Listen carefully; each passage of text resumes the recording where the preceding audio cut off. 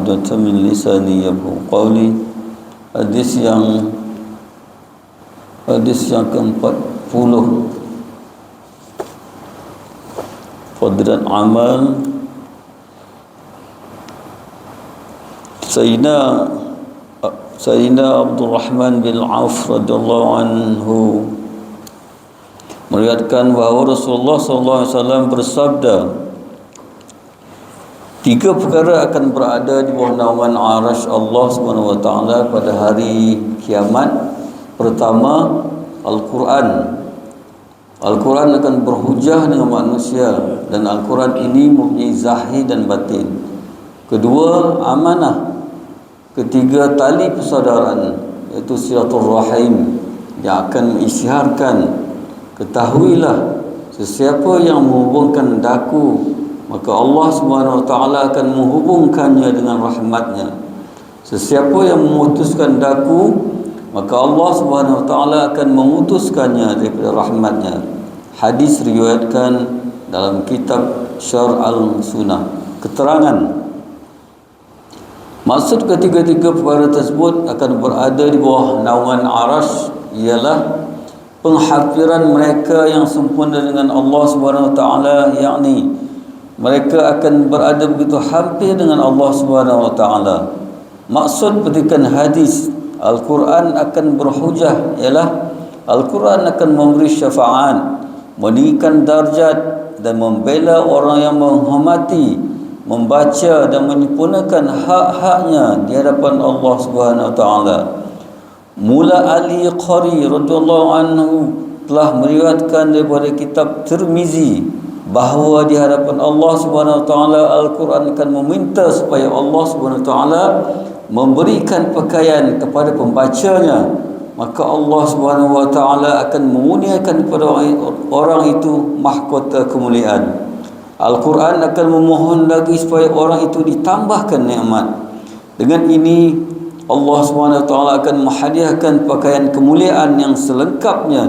Al-Quran sekali lagi akan memohon supaya Allah SWT meredai orang itu, maka Allah akan mengisytiharkan keredaannya kepada orang itu.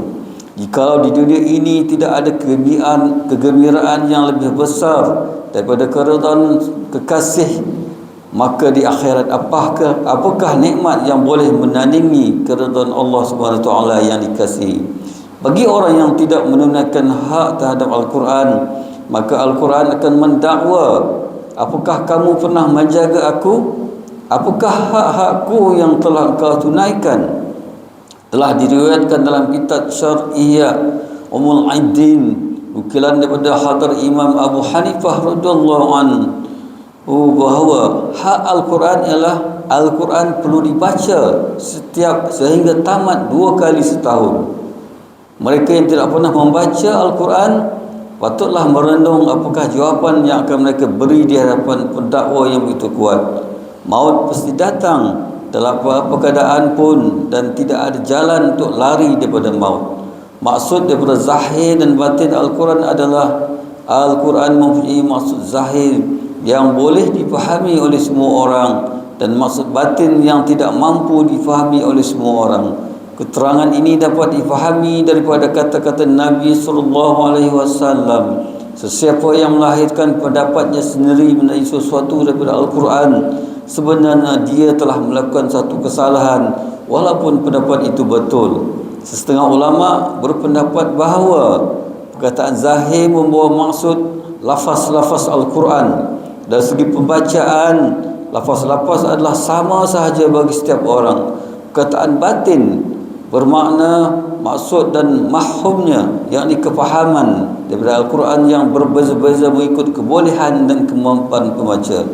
Sayyidina Abdullah bin Mas'ud radhiyallahu anhu berkata, sekiranya kamu mahukan ilmu, maka hendaklah kamu memikirkan dan mendalami makna-makna Al-Quran. Dalam Al-Quran terdapat ilmu yang terdahulu dan orang yang terkemudian. Walau bagaimanapun, untuk memahami makna-makna Al-Quran, kita perlu menjaga beberapa syarat dan adab. Tidaklah seperti yang berlaku pada zaman kita ini, seseorang yang hanya mengetahui beberapa perkataan bahasa Arab bahkan ada yang tidak tahu sepatah pun daripada bahasa Arab, cuba untuk mentafsirkan ayat-ayat Al-Quran melalui pandangan mereka sendiri dan hanya berpandukan terjemahan Al-Quran dalam bahasa-bahasa tertentu. Para ulama tafsir telah menggariskan 15 jurusan ilmu yang mesti dikuasai oleh untuk mentafsirkan Al-Quran. Oleh kerana keperluan semasa, maka di sini saya membentangkan ilmu-ilmu tersebut secara ringkas supaya dapat diketahui bahawa tidak semua orang dapat memahami makna-makna batin yang tersirat di dalam Al-Quran. Yang pertama, lughah, bahasa Arab. Daripada bahasa Arab dapat diketahui maksud setiap satu daripada perkataan-perkataan Al-Quran. Hadrat Mujahid radhiyallahu anhu berkata, seseorang yang beriman dengan Allah Subhanahu wa taala dan hari kiamat tidak harus membuka mulutnya melalui Al-Quran, melainkan dia benar-benar mahir dalam bahasa Arab. Pengetahuan beberapa perkataan sahaja tidak memadai. Kerap kali satu-satu perkataan Arab mempunyai beberapa makna dan seseorang itu hanya mengetahui satu atau dua sahaja daripada makna-makna itu. Sebenarnya di tempat-tempat tertentu perkataan itu membawa makna yang berlainan. Nahu, mengetahui ilmu nahu adalah amat penting kerana dalam bertukar dan berubahnya i'rab, sebutan akhir perkataan, maka makna juga akan berubah, dan untuk menentukan suatu i'rab itu bergantung pada ilmu nahu. InsyaAllah setakat dulu kita baca, ada lagi 13 lagi syarat-syarat untuk kita tahu Al-Quran ni, betapa pentingnya Al-Quran. Seboleh-bolehnya kalau dapat satu hari kita bacalah satu ataupun dua ayat, atau kalau boleh satu lembaran, satu ain ayat Al-Quran. Jangan kita tinggal, kerana dia adalah yang akan menolong kita pada akhirat kelak atau memberi syafaat kepada kita. Mudah-mudahan mendapat manfaat daripada apa yang telah disampaikan, dan saya sudahi. Wabillahi taufiq wal hidayah. Wassalamualaikum warahmatullahi taala wabarakatuh.